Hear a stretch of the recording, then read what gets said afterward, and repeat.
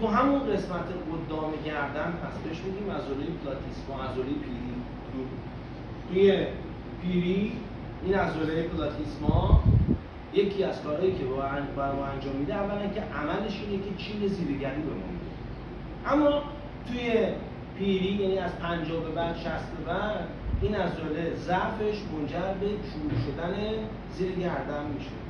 شاید تو خیلی از خانم‌ها، تو خیلی از آقایون ما اینو می‌بینیم.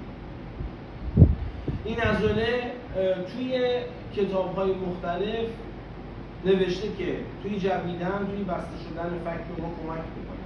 اما کار اصلیش چون دادن به اینجاست. از بالای فک شروع میشه، فک تحتانی شروع میشه، میاد پایین تا روی در واقع تا روی عضله، تا روی ترقوه و عضله سینه‌ای بزرگ و حتی تا دلتوئید هم ادامه پیدا می‌کنه.